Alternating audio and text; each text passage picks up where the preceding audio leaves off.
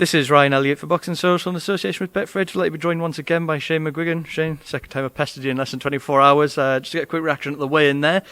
All got a bit chaotic very quickly. Can you just explain from your perspective what was going on? I was looking out for the best interest in my fighter. You have to make the weight, you have to make it fair. Liam was 154.3 with his kegs on. By the time he took it off, he was 153. Sorry, he was 154.3 with his boxers on, and then he took his boxers off and he was 153.2, so he lost 1.1 pound. Boxers weigh 0.1, 0.2 of a pound.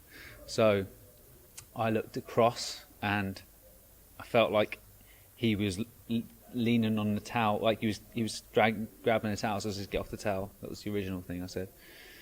And then his weight went up, and then Joe was leaning in, Joe McNally was leaning in, and he was way under the weight. It was fucking nearly down to 152. So I said, get your hand off him, because all it takes is to put his hands behind his back like this, and somebody just lift the hand up, and that's the old tricks. It's part of being in those sort of situations. And you know, when there's a lot of people around the scales, everyone's leaning in, suddenly his weight was lifted. Do you know what I mean? So I just said, get your hand off, stand back, because if he makes the weight, he makes the weight, not a problem, right? But with all of us hanging around it's an unfair weight. I've seen his foot underneath the scales as well. So I just said to him, like, you know, come on, I know the tricks, just get back. He didn't like it, but it is what it is, right? He was over. Eddie said he was on weight in the last one, so that's not a problem. But you know, there was a fine on the line if he didn't make the weight, and you know, he was tight on it. So that's just me doing my job. It's not mind games. It's just actually saying, like, just like Freddie Roach did with Josh Taylor before Baron check. You know, make sure you get on the scales and get on it right. And he was flickering and it was over, so we had to go and get a little bit of weight off. That's just the way it is. So you know, it's just as a coach, it's a professional thing. It's a weight governed sport. Make sure you're on the weight. And he was flickering on it, and Eddie said he was under. I didn't get a chance to see. I mean, it was 154. I seen it, but it was dabbling before, like a little bit under and a little bit over. So I was happy with 154. So we're here now. We've got to fight. We do indeed. Just to finish on that, after the weight was all sorted and stuff, I saw a couple more altercations sort of going on to the right of the stage between yourself and Joe. What was being said? Oh no, it was Paul Smith and Paul Smith Senior came up and asked me what the problem was. So I directed the conversation at Paul Smith Senior, because I respect him. He's a nice guy, and I said to him, there was no issue, like, if everyone stood back, but people weren't standing back, and you know, his weight was way under what it should have been for taking a pair of boxers off.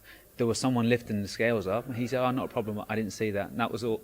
And then Joe come round and just said, "Just don't put your hands on me." And I said, "Well, your hand was on him, so that's I'm going to fucking put my hands on you." So that's what happened. You've been here a million times over in these big fights. You've experienced all these things and these arguments and whatever else. You said it. We've got to fight now. All of this completely irrelevant as far as you're concerned now? It's such bollocks, mate. It's bollocks, but just be professional. Just get on the scales and don't try and cheat. You know what I mean? Like, they're always looking at a small advantage, because it means a lot to them, but it just means fuck all to me. Do you know what I mean? And Fowler, just do it right. Just get on it and be professional.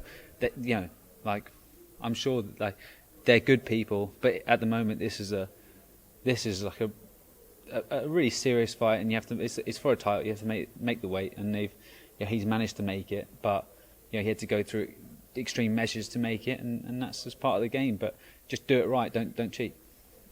Anthony Fowler notably didn't seem too bothered by what was going on. He made weight, he got off. I'm sure he just wanted to rehydrate and get on with his business. How is he? I'm sure you've spent a bit of time with him afterwards. How's he doing? Oh, he's fine. You know what I mean? He's had 200 amateur fights, 240 maybe amateur fights, and he's had 15, 16 pro fights. So he's calm.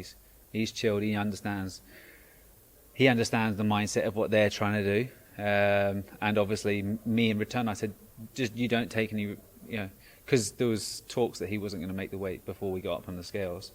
I could see his brother Paul going up and back and forth to the scales the whole time to check. Because look, our scales weren't 100% on from what those scales were, and that's just the way it is. But we managed to make sure that we were enough underneath the weight that we had a little slight allowance. Do you know what I mean? So that Anthony's calm, he's fine. He doesn't get too stressed about it. he understands what he's done in training camp, and it all boils down to tomorrow night. Do you know what I mean? That's all it is, really. It's just another fight. Just the fact that it's in front of 9,000 people, and it's a little bit of a rivalry because they're both from the same city. Shane, I won't keep you any longer. Thank you as always for speaking to Boxing Social. Best of luck tomorrow night. Cheers, mate.